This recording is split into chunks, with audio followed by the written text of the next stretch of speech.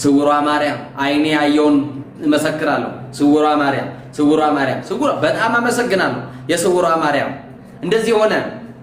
እኔ ላገለግል ነው የወጣሁት። በእውነቴ ዛ ቦታ ላይ እኔ ለአገልግሎት መጠራቴን ራሱ እግዚአብሔርን አመሰግነዋለሁ።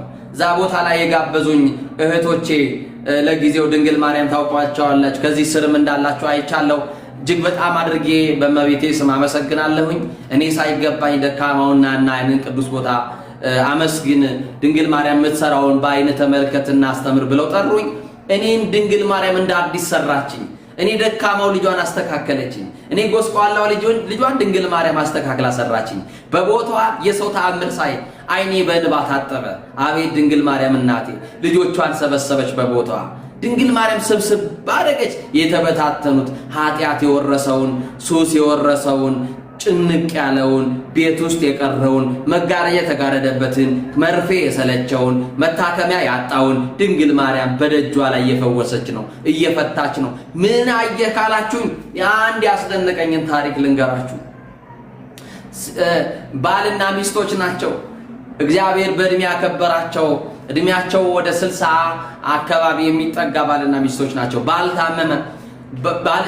እናት ወይም ደግሞ ሚስትየው እጅግ ተጨነቁ። ሆስፒታል ወሰዱ እና ሆስፒታል ሲወስዱት የልብ ውስጥ የሚገባ ባትሪ አለ።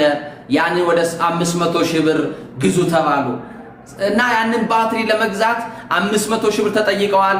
አይ የስውሯ ማርያም ብዙዎችን ስትፈታ ሰምቻለሁ፣ ቆይ ሌላ ነገር አናረግም፣ አንተ እዚህ ተኛ፣ እኔ እዛ ሂጄ እለምናለሁ አለች። ሰውየውን የታመመውን አስተኝታ ሄደች። ስውሯ ማርያም መታ አለቀሰች። ከዛ በኋላ ጸበል ይዛ የቅቤ እምነት ይዛ ወደ ተመለሰች። እንደ ተመለሰች ያንን የቅቤ እምነት ቀባች፣ እምነቱን ቀባች፣ ጸበሉን አጠጣችው። ሰውየውን ለሕክምና ሲወስዱት የልብ ባትሪ ይግባል የተባለው ምንም አይነት ሕክምና አያስፈልግህም፣ የልብ ምት ተስተካክሏል፣ ግን ምን አይነት መድኃኒት ወስደሃል ተባለ። አይ መድኃኒቴን አግኝቻት ነው። የኢየሱስና ድንግል ማርያም ጋር ባለቤቴ ሄዳ ነበረ። በባትሪው ፈንታ ድንግል ማርያም ልብ ሆነችኝ። ይህንን ተአምር ዓለም ይስማ። ድንግል ማርያም ተስፋ የቆረጡትን መታከሚያ ያጡትን ቀኑ የጨለመባቸውን ሁሉ ድንግል ማርያም ከፍ እያረገች ነው። አዎ የታመሙት እየተፈወሱ ነው በደጇ። ሽባ እየተተረተረ ነው በደጇ። አይነ ስውር እየበራ ነው በደጇ። ስለዚህ ለድንግል ማርያም ክብር ይሁንላት። ብናመሰግን እንከብራለን፣ ባናመሰግን ብንሰስት ብዙ ነገር ልናወራ እንችላለን። ተውት፣ ድንግል ማርያም የትም ቦታ ትሰራለች። አቤት በዛ ቦታ የሚሰራው ስራ።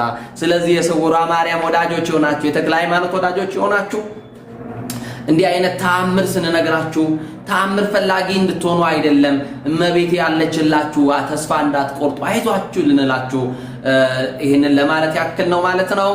እጅግ አድርጌ አመሰግናለሁ ስላ